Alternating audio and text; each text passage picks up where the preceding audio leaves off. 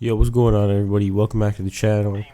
And in this video, I just wanted to talk about if I think COD World War II 2017 COD, the new one, if it's gonna live up to the hype.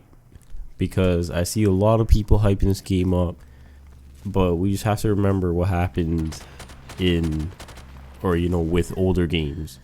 But before that, I just want to preface this video by saying, if Sledgehammer does come out with a good game, that'll get the ball rolling to get COD back on track, because we have to remember they're the ones that not ruined, but they started this whole exo movement jump shit, right? And then it was Treyarch that continued it with Black Ops 3, and then Infinite Warfare continued it again. So but Black Ops 3 and Infinite Warfare, they didn't do it bad. You know what I mean? I just thought the one in Advanced Warfare was shit, and that game was just shit. And I'm pretty sure everyone agrees with that. Black Ops 3 wasn't bad, and Infinite Warfare, yeah, I wouldn't say it's a bad game or whatever, but I don't know. I wouldn't say it's the worst COD, but it's definitely down there. I'd definitely put Advanced Warfare as the worst COD, but moving on from that, Treyarch continued the movement, and then Infinity Ward continued the movement. So now I feel like if Sledgehammer, they go back to World War II, then Treyarch might try their hand at a modern game. They could either play it safe or play it risky. They could either try doing a modern game, because they haven't really done a modern game. They did Black Ops, which was 1960s, but that's not really modern. And then they did World War II, but I want to see them make a modern warfare, like a COD 4, a Modern Warfare 2, a Modern Warfare 3, time frame game. But I think Treyarch is probably the best developer out of the three, so they could probably pull it off, or they might just go safe, just play the safe route, and then just go World War II. Because as far as I'm concerned, or sure, they haven't really done a World War II game, unless you want to count the old CODs.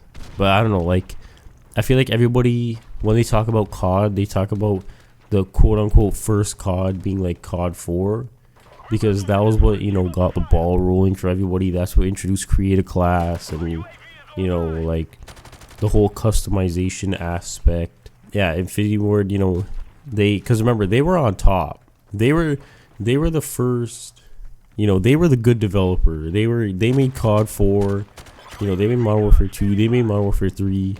Ghost wasn't on par with those three games, but it still wasn't a bad game. I know everybody bashes Ghost for some reason, but Ghost, I swear to God, it wasn't a bad game. And then they followed through with the whole EXO movement thing, and then I feel like they kind of fell off after they did that, because a lot of people don't like Infinite Warfare, and a lot of people don't like Ghost, because look, they went from COD 4 to Modern Warfare 2 to Modern Warfare 3. That's arguably the best stretch in the whole series. But then they followed that up with Ghost and Infinite Warfare, which are two. Ghost, like I said, it wasn't really that bad, but Infinite Warfare is pretty bad.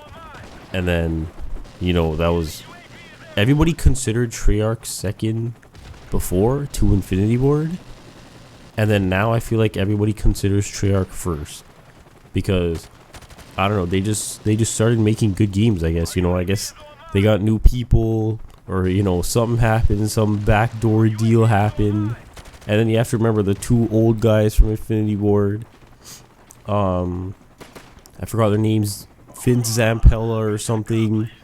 Yeah, they left Infinity Ward to go to make Titanfall at Respawn, and then Titanfall kind of flopped, and Titanfall 2's out, no one's really talking about it, so I don't know what's really going on with that.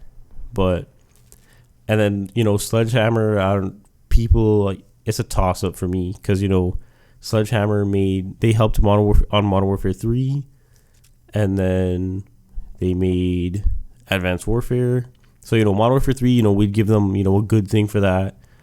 And then Advanced Warfare, we give them a big thumbs down for that because that was a shit game.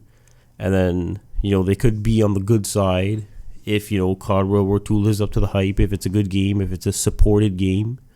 Only time will tell, what happens with this year's COD, because we're like, about 5 months away. That's pretty much it.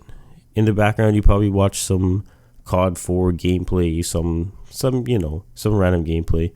But yeah, that's pretty much it. Thank you everybody for watching. Talk to you in the next one.